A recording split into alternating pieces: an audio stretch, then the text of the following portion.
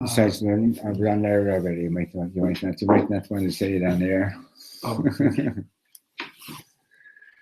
Just in case, I thought you might want to know. right.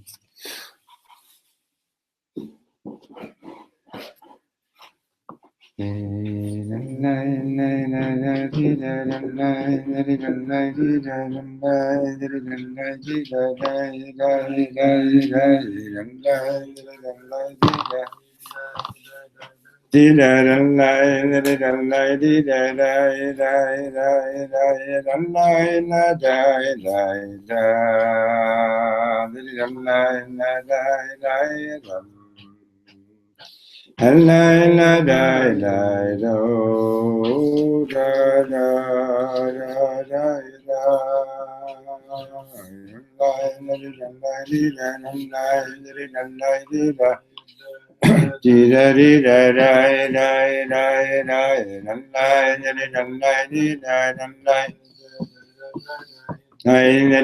bam bim bam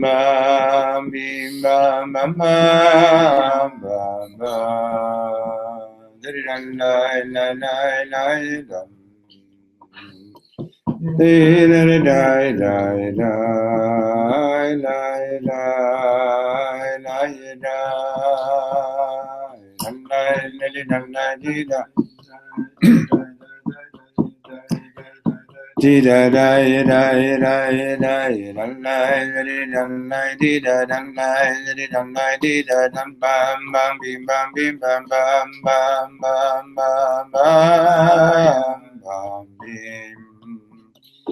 La la la la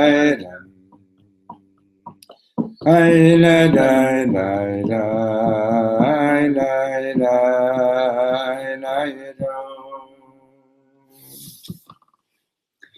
So we're on page 153.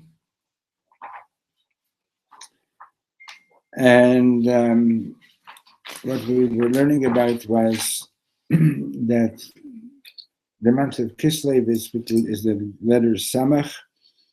Samech Hashem l'chol hanoflim. The whole idea of Samach is Samech is providing support. And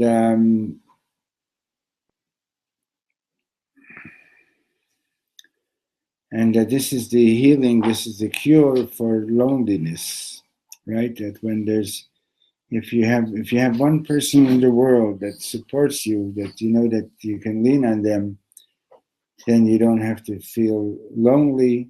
And we also spoke about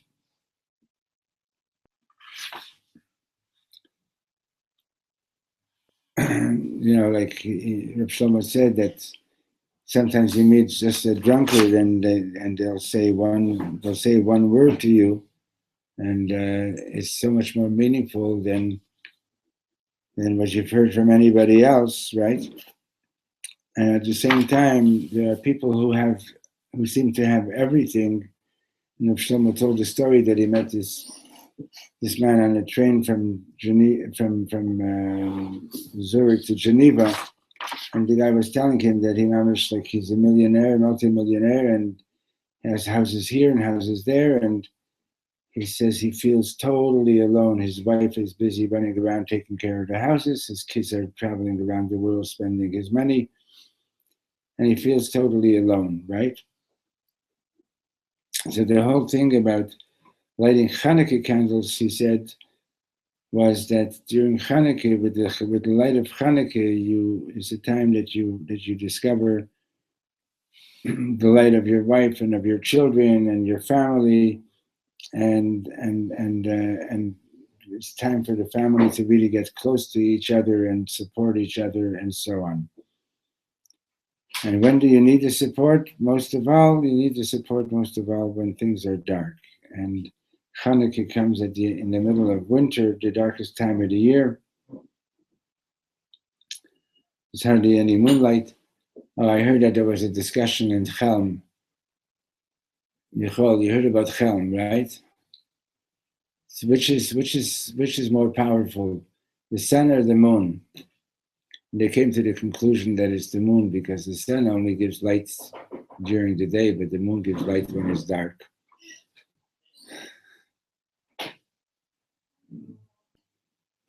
Anyway, so when you're feeling like like you don't have anything, and it's dark, etc., etc., Shmuel is here too. Yeah, here, come sit over here, Shmuel. Nice to see you together. Shmuel is Malka's brother. And were you at the concert last night? No, I was not. I went to Channukah actually. Shlomo Yeah? Here. Or in the yeshiva? No, Somebody's house. Wanger's house. Yeah. Uh-huh. It was really nice. Eden is back.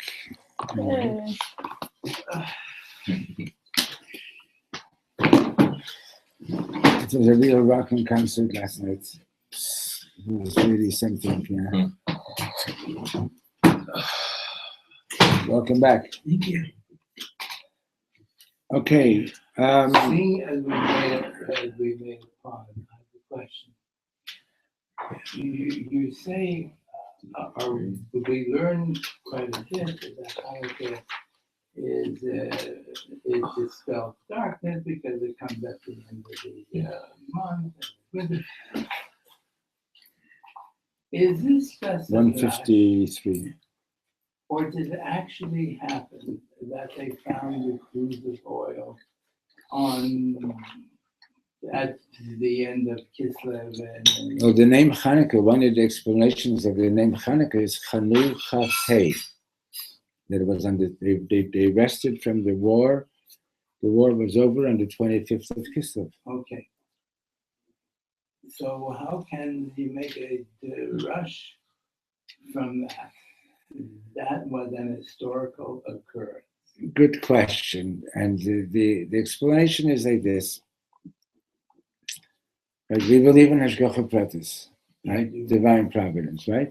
You do now. Okay, good. I didn't before. And so you take a look at what's happening. You take a look at when it's happening, and you realize that it is significant. Understand? It's all Hashgacha Pratis. It's not just what happened, but also when it happened, where it happened, etc. Who was present. All that is Hashgacha Pratis. So it's Hashgacha Pratis. That Chanukah came at this time of year, right? And therefore we derive a lesson from it. Okay, so we're saying that Stavka at the time that you feel the most down, that's when you need the most support, right? And then he said that, when did the other Machaber really start getting together? After the sin, they lost everything. They found themselves naked, and all they had was each other, right? So that's when they understood how important it is to support one another. So the last line that we read, which is where we're going to start today, and the fourth line on 153, so Reb Shlomo says, when you meet somebody that's feeling lonely, give them a hug. Hazohar HaKadosh Omer, the Holy Zohar says, that when you give someone, and when you embrace someone with your arms, what you're doing is you're actually making the letter Samach. Okay? Sometimes a hug is coming from a place which is higher than all the words in the world. When I tell someone I love you, it's coming from my consciousness. Speech is always from consciousness. But if I want to tell them something higher than my consciousness, I can say to them dafka with my hands, which come from supra consciousness, right? When you lift your hands, They go higher than your head. זה אומר, אני אוהב אותך אפילו בעל מודע שלי. So embracing someone is like saying, I love you even on a level higher than my consciousness. וגם כשאנשים אוהבים אחד את השני, הם מחזיקים ידיים. Also, when people love each other, they hold hands. זה עמוק יותר מכל דבר. Holding hands is deeper than everything. רק לומר, אני אוהב אותך, זה גם כן קדוש. Just to say I love you is also holy. אבל להחזיק ידיים, but to hold hands זה הרבה יותר עמוק. That's much deeper, מפני שהידיים נוגעות בעל מודע. Because the hands teach to touch a much higher place. ולפעמים זה ביחד, and sometimes they both come together, ידיים ודיבור, hands and speech. אני אומר למישהו, אני אוהב אותך, זה מתוק, it's very sweet, I tell them that I love you. אבל משהו עדיין חסר, something is still missing, אחר כך אני לוקח לו את הידיים, then I take their hands, ופתאום אני יכול לומר לו הרבה יותר, and all of a sudden I can tell them a lot more. הידיים מעבירות לי ולא את מה שאני מרגיש בלא מודע שלי, בעל מודע. The hands transfer something which is beyond consciousness. Can you check it out?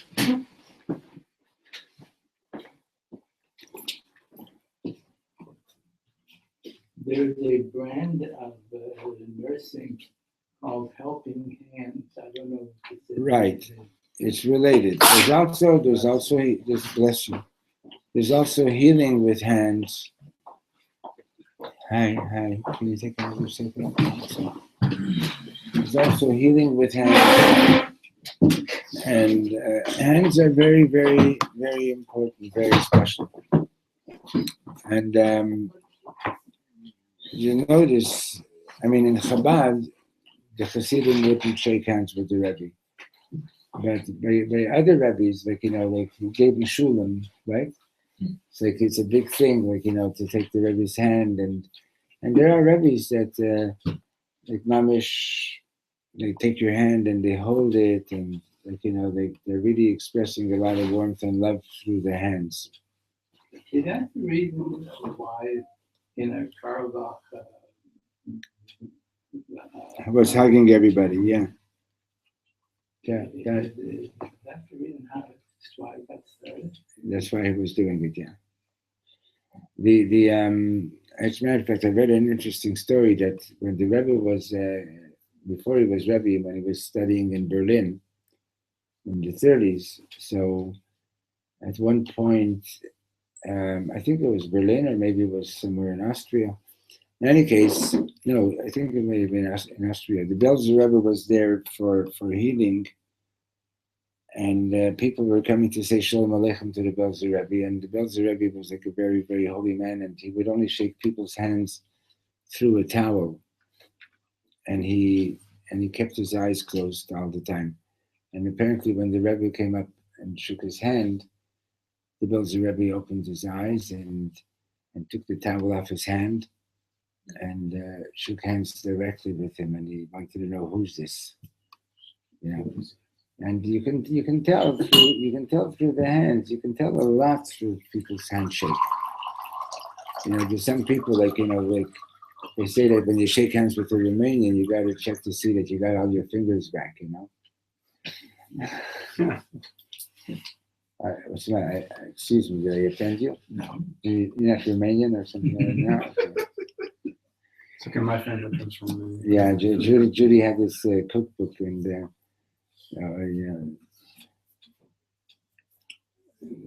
For a Romanian cookbook, things like, get a chicken or steal a chicken or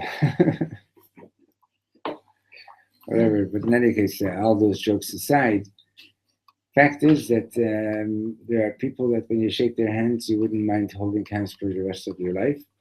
There are people that you shake hands with them and you just can't wait to get your hand back and make sure you got everything back. Right? So הידיים שלנו, הידיים היודעות לחבק, עדיין חלשות. Our hands are pretty weak in communicating. הידיים החזקות הם עדיין אלה של... הידיים החזקות הם הידיים של עשב, והידיים ידי עשב. Ich bin mitten geben das Schir jetzt, da könnte ich halb noch eins. Right. Okay, so it's interesting, right? In other words, צריך לדעת שהרוע של עשב הוא בידיים שלו. Esav's evil is coming through his hands. והשורש של הידיים הוא למעלה מהראש. And the root of evil is, I'm sorry, the root of the hands is above the head, מעבר למודע. זה לא שהם יימח שמם פיתחו איזו אידיאולוגיה שגרמה להם להרוג 6 מיליון יהודים. So Reb Shlomo says it's not that Esav developed some kind of an ideology that caused them to kill 6 million Jews. האידיאולוגיה הייתה רק תירוץ. Their ideology was just an excuse for what they were doing. זה עמוק בפנים. It was something very deep in them to be so anti-Semitic. Why is Esav spelled as a Yud? It actually is in the Chumash is spelled without a Yud. Mm-hmm. Just that in written Hebrew, in modern Hebrew, just to make it, because if it was written without a Yud, then you would read Asu. Mm-hmm. Okay. So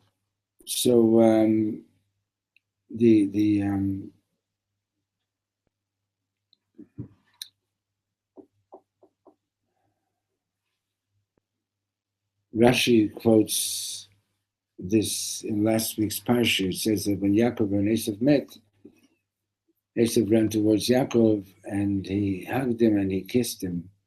And in the word Vayishakehu, that he kissed him, there is something very unusual in the Torah, that there are actually dots on top of the word. Have you seen it?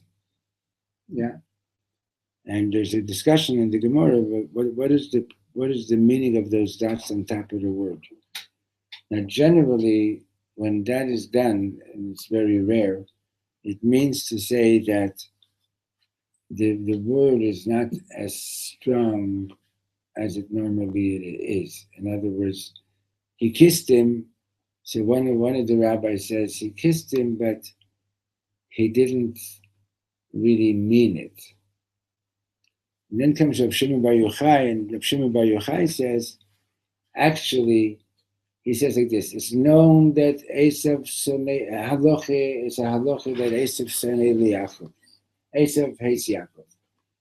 But on this particular occasion, his compassion overcame him. His compassion was aroused, and he actually did kiss him sincerely. So what's the point of the dots on the word? In what way was it weaker? That it was just a temporary thing. It was just a momentary thing. At that moment, he felt compassion. Doesn't the Medrash say? Hold on, okay?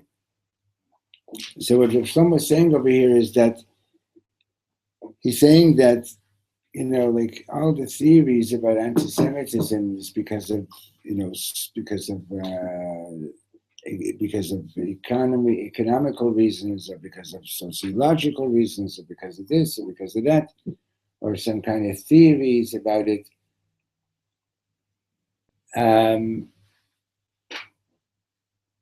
They're just theories that they make up to explain their behavior, but the depth of their hatred is coming from a much higher place. In other words, it's like Reb Shimon Bar Yochai says, it's halacha, Esav sonei Yaakov. Okay. So, what did Yitzchak say when he blessed Yaakov, his son? Page 154.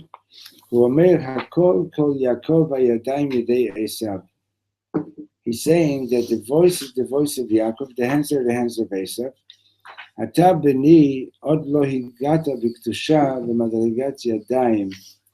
He says, you, my son, you have not yet reached the level that your hands are already completely holy. You're still on the level that your voice is okay, but your hands are still not fully developed in communicating in communicating Kedusha. רק כשמשיח יבוא, או אם המשיח will come, אז נגיע למקדש השם כוננו ידיך, then we'll get to the level of your sanctuary, God, is established by your hands. אז נגיע למצב שאפילו הידיים שלנו תהיינה ידי משיח, then we're going to get to the level that even the hands are the hands of Mashiach. Okay, so it's very interesting. There are people that mamish, they actually heal. They mamish heal with laying on of hands. I don't know if you my wife does massage for women, and I remember one woman came out from the massage from her. She said, it's the closest thing. Can you get the door? It's the closest thing I've ever felt to being in Gan Eden. There are people that can manage. You feel that as soon as they touch you, you feel a whole different energy, and it could be positive. It could be the other way. Chas v'shalom, right? The man with the book. He brought his own. Okay, good. But we have an extra one for you if you want to use two. I can barely handle one. You barely handle one. Smart guy. He has. He brings his own. He BYOB. Bring your own book. Isn't that what it always means when you go in a restaurant? BYOB. Yeah. Bring your own book. Right. Yeah. I've I never seen a knew restaurant. it. I've never seen a restaurant with books. Right? You have to bring your own. There is one Yerushalayim called Tim Shol Tmol Shlosham. Yeah.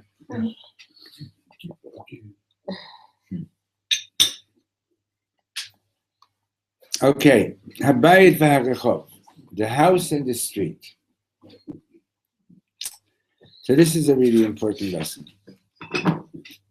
So you know that in Pirkei Avot, the fourth and the fifth Mishnah, page 155. So you have, it says, Yosef ben Yoezer, Ish Scheda, Yosef ben Yochanan, Ish Yerushalayim, Kibulu Mehem. They received the tradition from Shmaya and Avtalion. See, it's good to learn some things by heart when you're a kid, because those things you remember. So I learned this Mishnah when I was young. So Yosef ben Yoezer says, Yehi beitcha patuach levacha, v'yihu aniyim b'nei beitecha.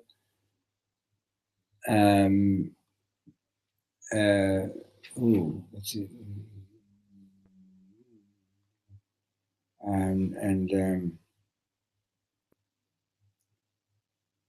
And also that you should have all these Talmidei Chachamim in your house.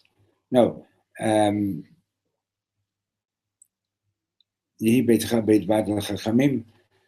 In any case, these two Mishnayot all of a sudden start talking about the importance of the home and what makes a Jewish home. And one of them speaks about the whole thing about Hachnasat Orchim. And the other one speaks about your home being a house of learning. Yi beitcha beit vad l'chachamim, v'hevei mitavek b'afar ragleihem. So it's interesting that all of a sudden the Mishnah is talking about the home. And Idan, pass me a sitter behind you. that shelf, right where your hands height. Give me Sorry?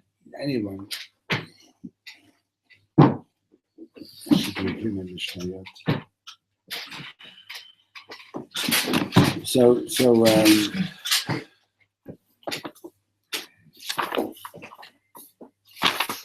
it says like this. It says like this. In the third Mishnah, I noticed the first Mishnah speaks about Dan Knesset Agdolah. The second Mishnah it mentions Shimon HaTzadik. The third Mishnah it mentions Antignos Ish Socho. And the fourth Mishnah is Yosef ben Yoezer and Yosef ben Yochanan. And Yosef ben Yoezer and Yosef ben Yochanan are both talking about the Jewish home. Yosef ben Yoezer says that your house should be a Beit Vad Chachamim, a place where the Talmidei Chachamim gather. And you should roll in the dust of their feet, meaning to say that sit at their feet to learn Torah. And the third thing he says is that drink their words like a thirsty person drinks water. And Yosef ben Yochanan, Ish Yerushalayim, he says your house should be wide open for the needy, and the needy should feel at home in your house, and be careful about how you relate with your wife. Make sure you give her proper respect. So the question is, why does the Mishnah all of a sudden start talking about the Jewish home? So I gave you a clue. The name of the rabbi in the Mishnah prior to this one is Antignos. What kind of name is Antignos? Greek. It's a Greek name. It's a Greek name, Antigonus, right? So what happened at the time that the Greeks came to Eretz Yisrael and that the Jews were many Jews were Hellenizing? What happened was that whereas prior to that, whether your child was in the house playing at home or whether your child was in the street, the culture in the street reflected the culture in the house. Right? What the kid saw in the street, who did he see in the street? He saw this Talmid Chacham, this Rebbetzin, this Tzaddikas, that Tzaddik, other kids learning Torah and so on. And now the street was no longer reflecting the home. So the home starts taking on special importance. Because what the kid was learning in the street was not what you wanted, was not what you wanted in the house. Like today. Okay? So Reb Shlomo was now talking about the street, the house and the street.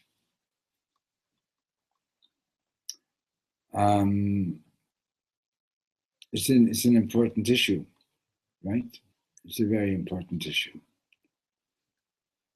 As a matter of fact, somebody once told me that it's a really good thing that when you walk into your house at the end of the day and when you leave your house in the morning, to stop at the mezuzah for a moment and to think about what am I taking with me into the street? And when you come home, to think about what am I bringing back into the house and make sure that the things that you don't want to bring into the house, you don't bring it in with you. Okay? So he says, Mahi HaKedusha HaMiyuchedet Shel Bayit. You know, by the way, the assimilation was so bad then, during the time of the Greeks, that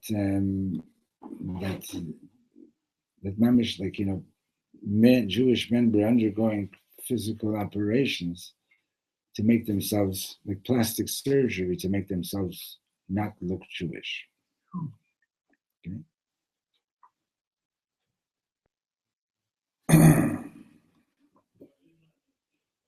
So he says, what's so special about the holiness of a house? Hakeva, Shibo, the permanence of a house, Hakviyut. What's so nice about a house? What makes a house special? Sheyesh bo seder kavua. That there's a regular, permanent order in the house. L'chol ma shebabayit yesh makom kavua. Everything in the house has its place. Now, when Judy goes away, it doesn't take me more than an hour. Your husband also? No, the other way around. Yeah. Doesn't take me more than an hour. And it looks altogether different, So a house, like I'm sure that Eden, really appreciated when he would come home from school every day that his room was still in the same place that it was where it was when he left in the morning, right? I mean, I don't know if it's so true these days, but yeah. Not these days, but you don't now these days you're not really living at home yet, right? You're at home, yeah, you call it. A lot of people call it their home. Exactly. Realize these. That's exactly it, right?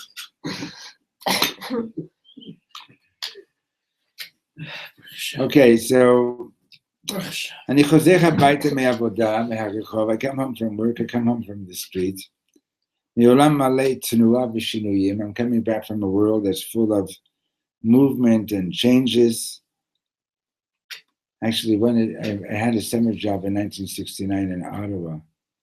And now there's a lot of places that are similar to this. But they had an actual bus schedule where you would know when your bus is going to be at which street corner.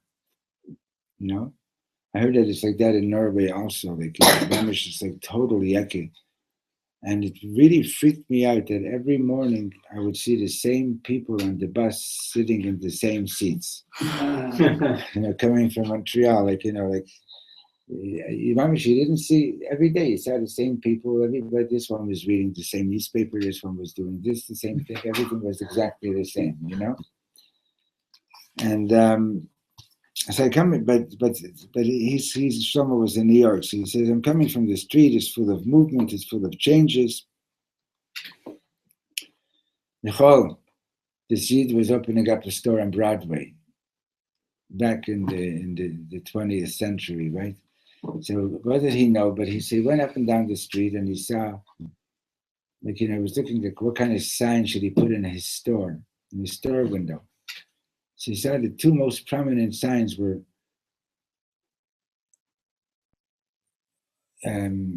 opening soon, and the other most prominent sign was going out of business.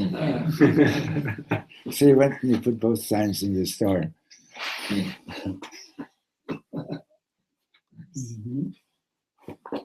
Okay.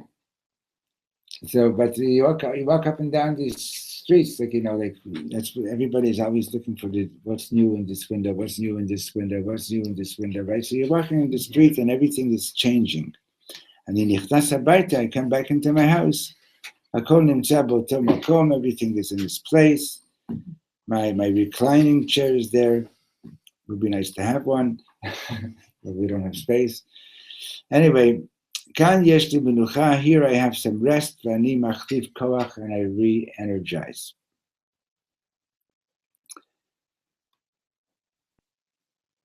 תארו לכם שבכל פעם שאני מגיע הביתה אני מגלה שאשתי שינתה את מיקום הרהיטים. Imagine every time I come home my wife has moved the furniture around. אחרי כמה זמן אני אבקש ממנה, after her doing this a number of times, I would say to her, אנא רחמי עליי, I would say, please have some compassion on me. תשאירי כל דבר במקומו, please leave everything in its place. את יכולה מדי פעם לעשות שינויים, once in a while go ahead make changes, אבל בבקשה לא בכל יום. Not every day, right? כבר דיברנו על זה, we already spoke about this. הכפיות של בית, the permanence of a home, זה גם במובן הרוחני. We're not talking just about furniture, we're talking about the spiritual permanence of your home. לאיש בצל יש ביטוי, בית מורה על כפיות קדושה. The Ishbitzer says that a house tells us about holy permanence. right? A house is the place of your. The house is the place of your holy permanence, right? In other words, that you're in touch with that which is kadosh in your being, and that's permanent.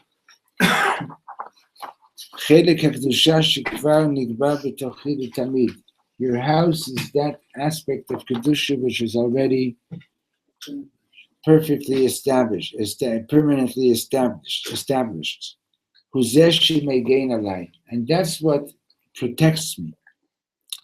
Right? We spoke about that you can go anywhere in the world if you have your home, if you have your home of kedusha, it comes with you, right?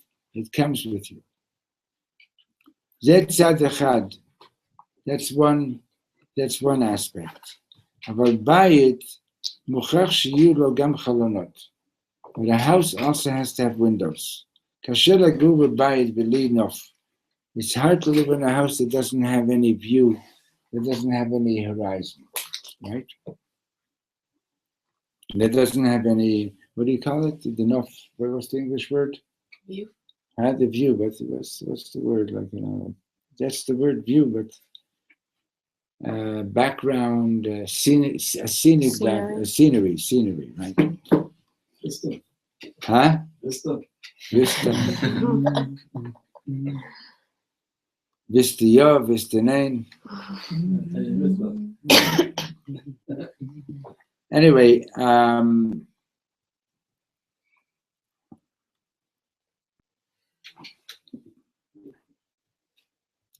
right. So, like, if you have your home of kedusha, so like, it's like, like, where are you? So you know where you are. You're in your home of kedusha. It doesn't matter if you're in Tel Aviv or Yerushalayim or elsewhere. You have your home, right? I think it was the Lelever Rebbe was one of the early Hasidic masters, was very, very poor, and it was Erev Sukkot. And when he left the house to go to shul, he left early in the afternoon, and there was mamish nothing in the house. He had a little shack of a sukkah, and he was so ashamed to come home after davening because he knew there was nothing. Anyway, what he didn't realize is that some rich person had shown up a couple of hours before Yom Tov, and he gave the Rebbe all this money. He says, "Quick, go make Yom Tov, and I want to be your guest for Yom Tov."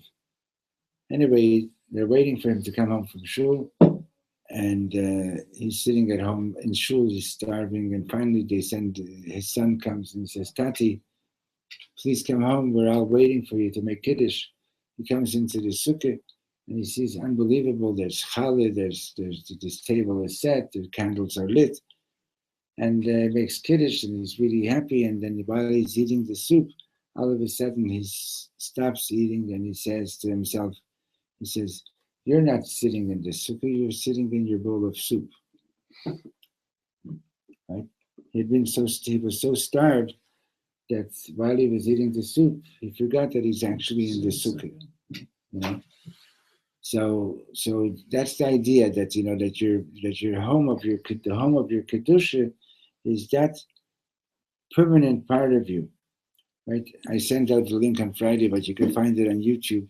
It's called Lights. It's an animated video of Channukah. It's a masterpiece. It's really it's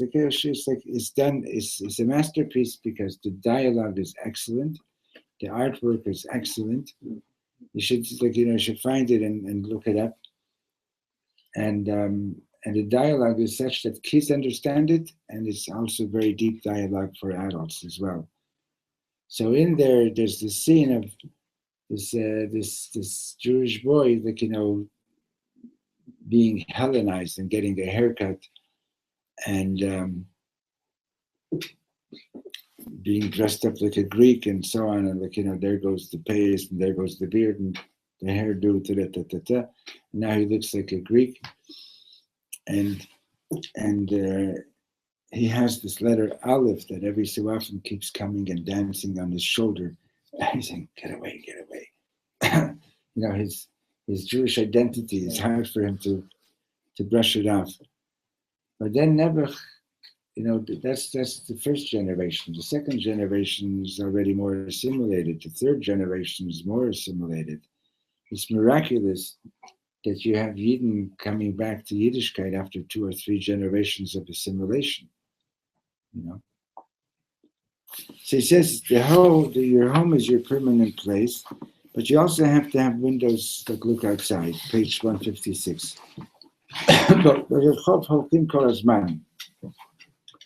In the street, you're always walking. The street is the place of walking and changes. What am I looking forward when I'm walking in the street? Or when I'm taking a trip in the world? I want to meet new people. I want to see new things. What does it mean to walk? It means to make progress. To learn new things. Inside my house, I'm not walking that much. You sit down in your house. Walking is mainly in the street, outside the house. Right? What does this remind you of from last week's Parsha?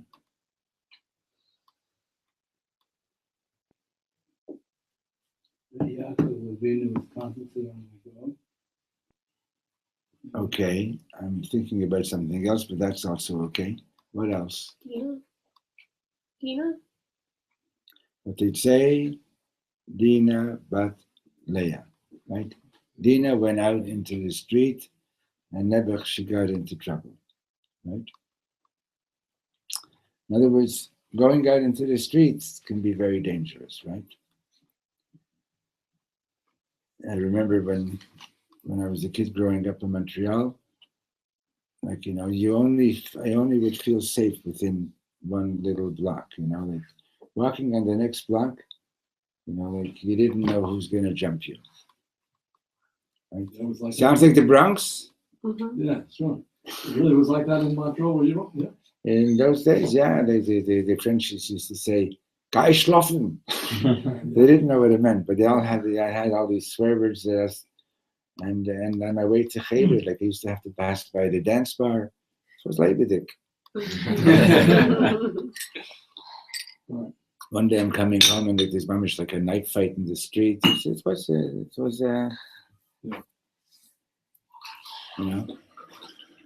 Anyway, huh? Work for someone made it. Yeah. But besides that, like walking in the street, you're exposed to all kinds of things that are not in the school curriculum. Right? So Hatikun shel Channukah, so the fixing of Channukah is Hatikun shel Habayit, is the fixing of the house. In other words, the fixing of the house, Kashur liyachas ben hapnim v'achutz. It's related to the relationship between the inside and the outside, ben habayit v'harechov, between the house and the street. Hakever shel habayit, the permanence of the house, ze yafeh ma'od, is beautiful. Aber ze yachol lehafech l'mashu mekubah. It can become so entrenched and so locked, mu'uban. It becomes like something in stone. It just becomes too permanent, and there's no room for growth. And then when you go out into the street, you lose it. We've already learned that the house is the place where you get in touch with the light of the beyond. Beyond the limitations. But the sad thing is, Shikan ba'olam, in this world, kol davar shehu kavua letamid, everything that is permanent, that is continuous, yesh lo netiya lahafoch lefachot v'pachot me'ever. It has an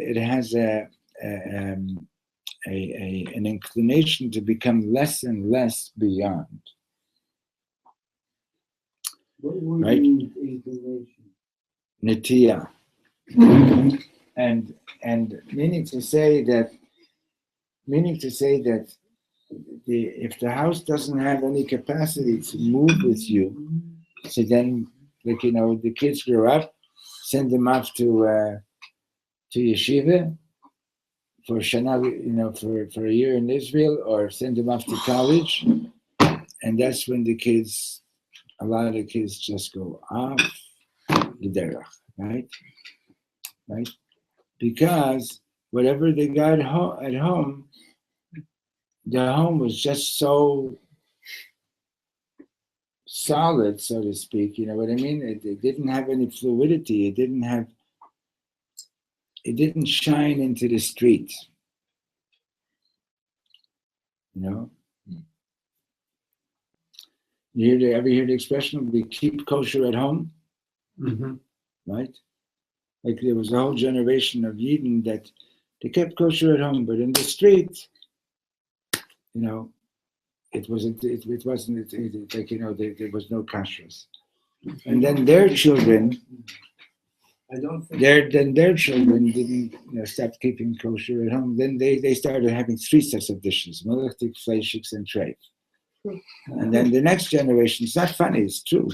I mean, kol hakavod. At least when they ordered, when they ordered out, at least they didn't treif up their kitchen. You understand? But and then the next generation, lost that too, right? So it's like the street came into the house rather than the house going out into the street. Okay, that's what Reb Shlomo was talking about. That the house has to be such that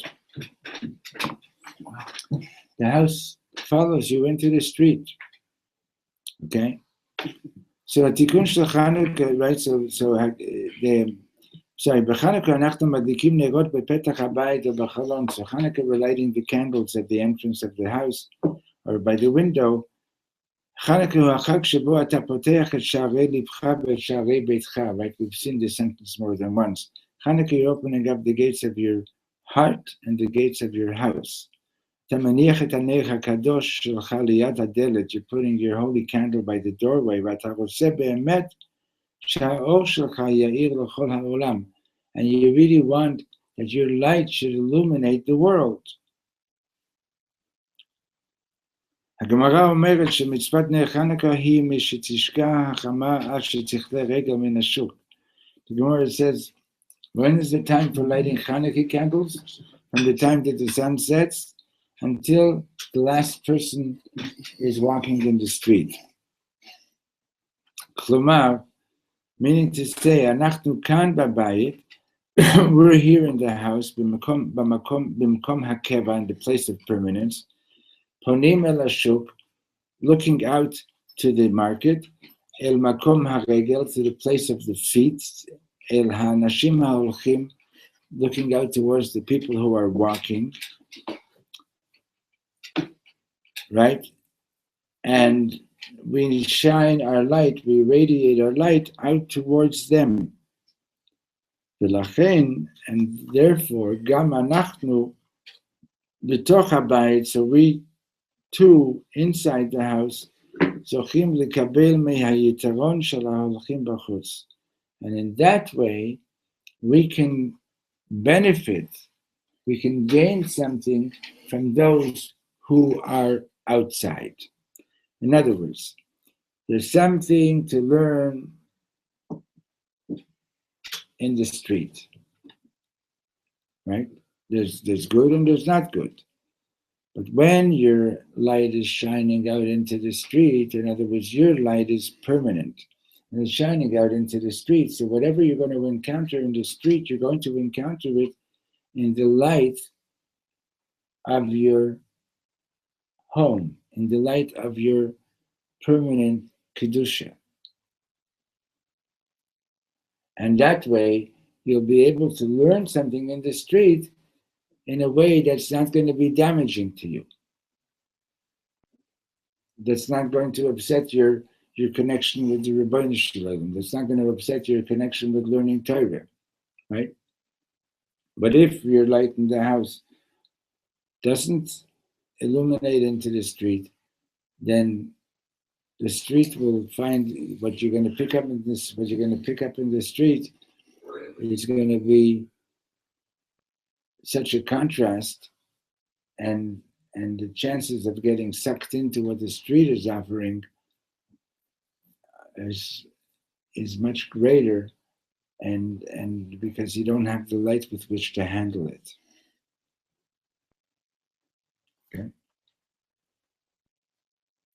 So, בחנוכה אני מביא את הרגליים, את ההליכה, את ההתקדמות לתוך הבית. So Chanukah, I'm bringing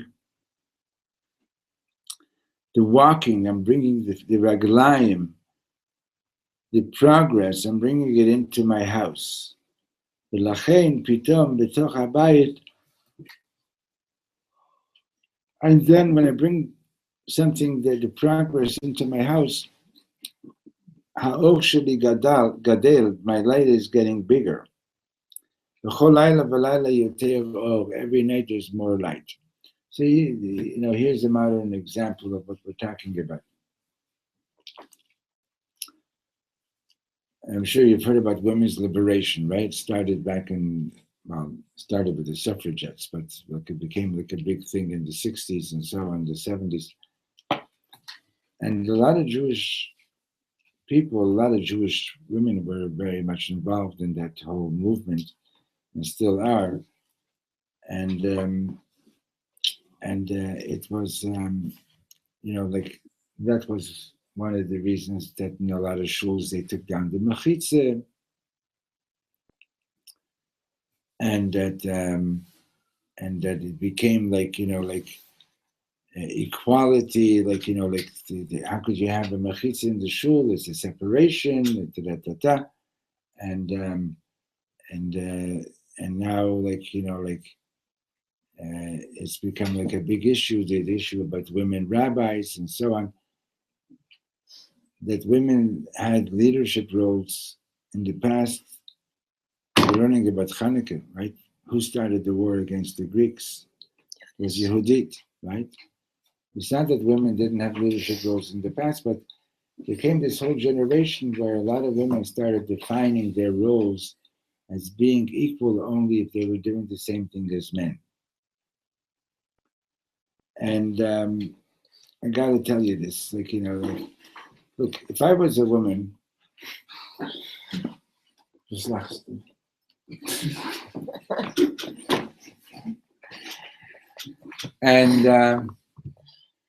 and I was sitting behind some mechitza at the back of the shul or even on the side, and I would look over the mechitza and I'd see the men aren't really davening anyway. I would also say, so why do I have to sit behind the mechitza? Let me go in there and daven and teach, show them how to daven or something like that, right?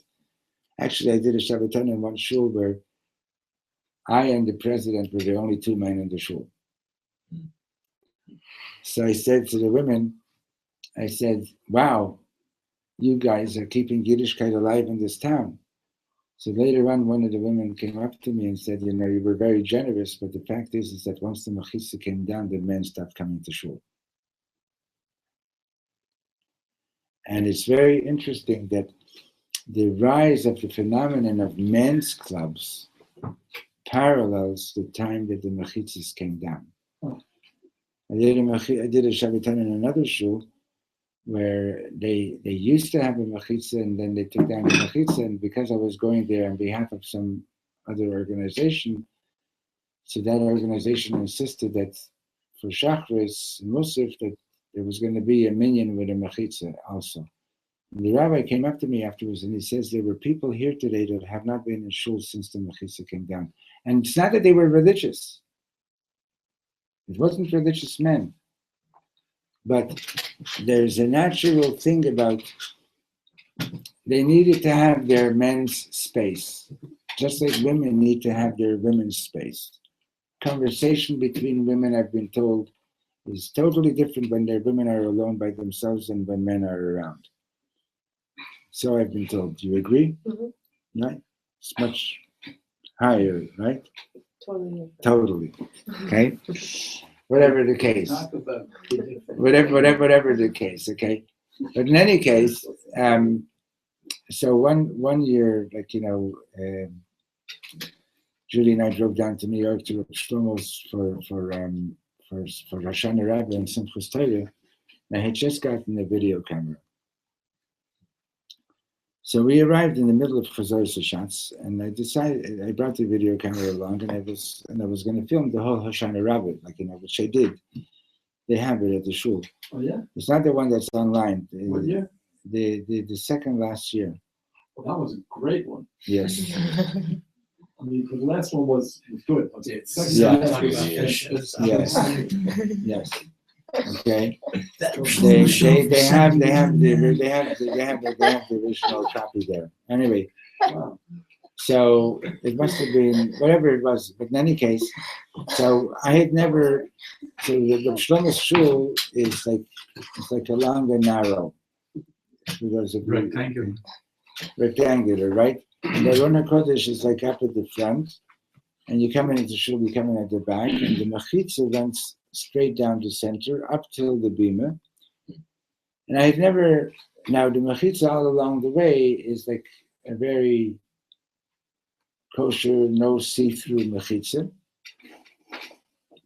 But I didn't realize that up at the front, the women have a clear glass, so that way they can see the Sefer Torah when the Torah is being read and so on. They can see the Aron Kodesh. So I went up to the front with my camera so that I can film Reb Shlomo leading the davening. Now, do you remember David Wolf? Anyway, so he said to me, you know what, I live across the street, I'm going to go and get you a tripod. So while I'm waiting for him to get the tripod, with my video camera, and I'm panning, and I'm just looking through the viewfinder, and in the viewfinder, all of a sudden I'm looking into the women's section, and there was this stunning woman that was dancing like amazing. And after 2 seconds of seeing that, I immediately felt I just trespassed. I just felt I trespassed, okay? And I moved the camera away because I realized that if she would have known that a man was watching, she would not have allowed herself to be so expressive in her dancing, in so spiritually expressive, okay? And that's when it really got me. That's when I really realized the mechitza, one of the deeper reasons of the mechitza is basically to give both the men and the women a private space that, because eventually I heard a man say that if he's having someone without a mechitza, or with the women could see the men's section, he doesn't allow himself to fully express himself during davening. You know, But and the the women root for that idea, huh? the root for that idea that you're expressing, doesn't the argument come from not necessarily in an emotional place, but more of a halachic or Yeah. I'm saying, but we see spirituality and sexuality. Every religion has teachings about the two of them. Okay. Because, well, we're not going into the because right now, okay? But the fact is that there's a definite connection between the two. Mm-hmm. Now, for example, in the Eastern religions, in Christianity, they don't know how to handle it, and therefore, if you want to be a holy person, you have to be celibate. Mm-hmm. Okay, right? In the East, they try to avoid like the whole state of what they call nirvana, or what's the other word I'm looking for? The whole thing is to get out of your body, right? Transcend your body. Transcend. Yiddishkeit is no, the two have to be together, and that the kedusha has to elevate the physical. right? Gam, Like gam, but and the physical is part of Avodas Hashem. Right. But you have to know how to do that. Understand? And that's the thing that we're learning about over here, is that the house and the street, you understand? You have to go into the street. I mean, you want to raise your children in a cave, fine. Okay, but it's not going to work either. Okay, but to stay in. It's okay. I think Rabbi Yoina? Yeah. What? Yeah, I know, but why they're gone? Oh, but I need to give you something. Okay. So this is the whole avodah, is that that the light in your house should accompany you. Your light of kedusha should accompany you, so that what you learn in the street should be used in a proper way. Now, the time that Jewish women used to get their chinuch from their mothers and so on, right? But then came the issue of what's Jewish girls' schools, Beis Yaakov. Beis Yaakov was a big revolution. When Chana Schneer opened up the Beis Yaakov, did you go to Beis Yaakov? Or something like that? When Chana Schneer opened up the Beis Yaakov, the first Beis Yaakov schools, it was a huge revolution. Girls learning from Sforim. Now, there are some Beis Yaakovs that are like, they don't even give the girls books, so to speak, but that's super whatever. Forget the next word. Okay, but then, for example, in the 60s, the topic was like but the girls learning Talmud, but the girls learning Mishnayos, and today you have, for example, the Michlala, where women come out. There are women there that know the whole Shas. Literally, and one little aspect of the shidduch problem nowadays, besides the fact that there are more women than men, but is that a lot of the women are looking at the guys and saying, "What have you been doing for the last 25 years?" Because 25 years ago, a girl met a guy, and you're in yeshiva. You must be a big Talmid Chacham. And today, the girl meets the guy, and like, what have you been doing? A lot of times, the girls just know more than the guys. Okay. They don't have the mikveh experience. Huh? They don't have the mikveh experience. Who doesn't? The girls. Yeah. I mean, the schmooze of the mikvahs. The girls don't have the mikveh experience. What do you mean to say? Then they're saying, there's learning inside, there's learning outside. You mean the gossip stuff? Anyway,